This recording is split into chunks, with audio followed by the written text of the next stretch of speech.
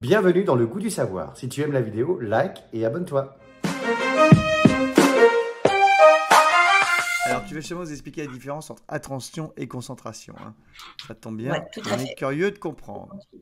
On va parler, on a les émissions précédentes, on a beaucoup parlé d'attention, mais j'ai eu aussi beaucoup de questions, à savoir quelle différence y a-t-il entre l'attention et la concentration. C'est vrai que ce sont deux notions qu'on confond la plupart du temps, alors qu'elles sont liées, mais c'est un petit peu différent. Donc c'est ce que nous allons voir aujourd'hui. Donc se concentrer, c'est stabiliser son attention. Voilà pourquoi il y a un lien entre les deux. Sauf que se concentrer, ça demande des compétences particulières à mettre en œuvre, et c'est ce que nous allons voir aujourd'hui.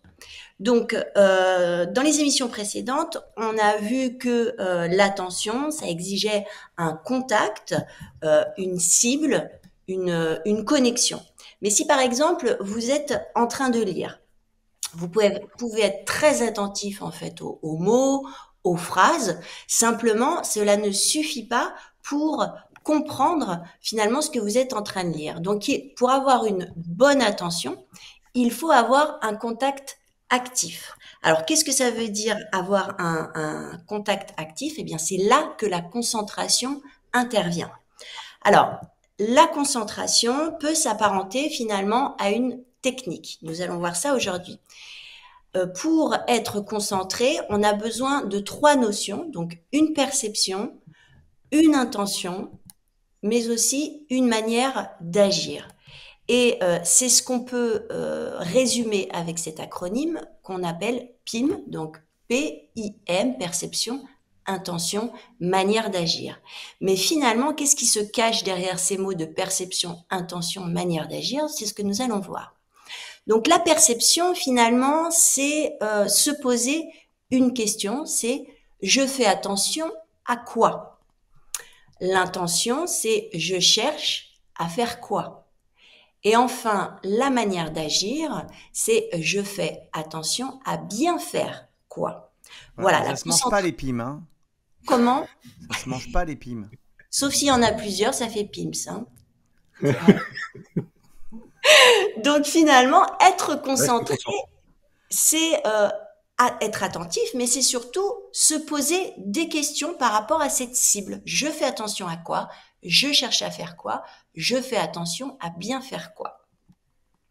Alors, si par exemple, je vous redonne cette situation en fait de lecture. Donc, la perception, c'est je fais attention à quoi? Donc, lorsque l'on lit, on fait attention à quoi? À votre avis, les garçons? Bah, aux mots, au sens des mots. Au mot, voilà. Aux mots, aux phrases, etc. Tout Au à sens fait. des mots, ouais. Ouais. Donc, d'abord, je regarde les mots un par un et je les associe éventuellement en phrases. Ensuite, quelle est l'intention lorsqu'on est en train de lire? Je cherche à faire quoi? Donner du sens à ce qu'on lit. Ouais, donner du sens exactement à ce que l'on lit. Donc, le but, c'est de pouvoir raconter le texte, ou en tout cas ce qu'on est en train de lire, raconter l'histoire à la fin de la lecture. Mais finalement, c'est quelle manière d'agir? Donc, je dois faire attention à bien faire quoi? Pas sauter de ligne. Ah, pardon. Ne pas sauter de ligne. De ne pas sauter de ligne, oui, tout à fait. Mais quel est le but final? Comprendre tout ce qu'on dit, C'est hein.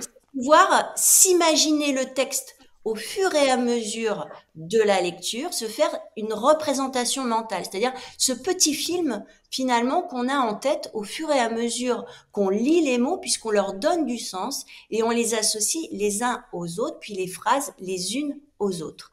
Donc, être concentré, c'est pouvoir faire toute cette petite technique, cette petite action qui est extrêmement rapide et totalement finalement implicite. Et plus on rend donc ces PIM explicites, c'est-à-dire plus on se pose ces questions, plus on est sûr d'être concentré et d'arriver finalement à ce qu'on veut faire. Donc PIM, c'est en quelque sorte un programme, un mode d'emploi pour se concentrer sur une tâche. Donc finalement, se concentrer, c'est transformer le cerveau en une sorte de petite machine à réussir. Et c'est passer d'une perception externe à une perception interne. Alors pour se rappeler, il y a un petit moyen finalement mémotechnique pour se rappeler de cette technique, de ce programme. On peut dire que P commence par le pouce, donc avec voilà, on peut se souvenir avec les doigts. Ah Perception, oui, perception, Index majeur.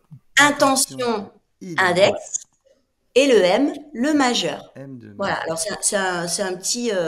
c'est un petit moyen mémotechnique. Alors, bien évidemment, on va pas utiliser des PIM pour les tâches de tous les jours, mais plutôt quand, par exemple, on ne sait pas faire une tâche, ou alors qu'on est plutôt fatigué, qu'on ne peut pas faire deux choses en même temps, ou qu'on veut faire trop vite. Donc, c'est une technique. On se dit bon, allez, PIM, perception, intention, manière d'agir. Et du coup, ça nous permet de nous recentrer sur la tâche.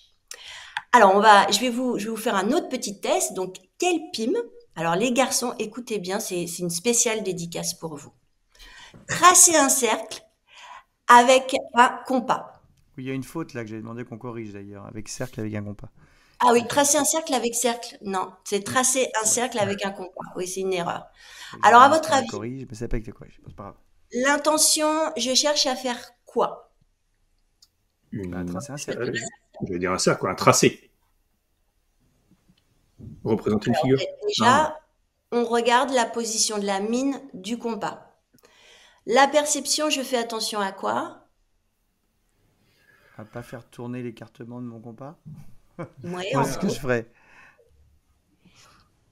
Donc, c'est faire un cercle précis. Et puis, la manière d'agir, c'est faire les mouvements précis pour faire tourner le compas sans lever la mine de la feuille. Donc, plus on utilise finalement ce questionnement de PIM, plus on est sûr d'être bien concentré sur ce qu'on est en train de faire et sur la réussite de ce qu'on est en train de faire. Alors, si par exemple, je vous demande de regarder cette image, donc c'est une image de frites, hein, tout simplement, et de vous souvenir soit du goût, soit de l'odeur. Est-ce que vous l'avez? Oui. Oui. Très bien. Ok. Donc, qu'est-ce que vous avez fait finalement? Vous êtes passé d'une perception visuelle, c'est-à-dire que vous avez vu les frites, à une perception qui est plutôt interne et qui est olfactive ou gustative. Donc, on passe d'une perception à une autre, et quand il y a ce changement de perception, alors on peut dire qu'on est actif, qu'on a une attention active et qu'on est concentré. Donc, c'est ce changement de perception qui permet de montrer qu'on est bien dans une attention active et pas passive, et qu'on est concentré. De la même façon, je vais vous demander d'imaginer une mangue et un abricot coupés en deux. Oui. Et si je vous dis, par exemple, lequel des deux a un orange le plus vif? Qu'est-ce que L'abricot. vous diriez? Ça L'abricot. se discute, hein. Tout à L'abricot fait. pour toi, Cyril? L'abricot. Moi, je dirais l'abricot, ouais. Ouais. En fait, les PIM sont totalement individuels à chacun. Puis les films à l'abricot sont bons. Le principal, en fait, c'est de faire cette représentation mentale. Vous avez fait une représentation mentale interne qui s'est convertie finalement en une image. Donc, vous êtes passé d'une perception externe auditive, puisque vous m'avez écouté dans ce que je vous ai dit, à une perception interne qui est visuelle. Vous n'étiez pas simplement attentif à ce que je vous disais, vous avez été actif et donc vous vous êtes concentré. Donc, c'est la même chose. On peut très bien écouter un cours sans être pour autant concentré. Et c'est cette conversion que vous faites par le passage des PIM qui montrera que vous êtes bien concentré. C'est-à-dire que c'est pas simplement écouter ce que le prof vous dit, mais c'est vous dire, bon, alors, quelle est ma perception, quelle est l'intention que je vais avoir enfin, que je dois avoir, et quelle est la manière d'agir avec laquelle que je dois utiliser, en fait, pour arriver à ma tâche.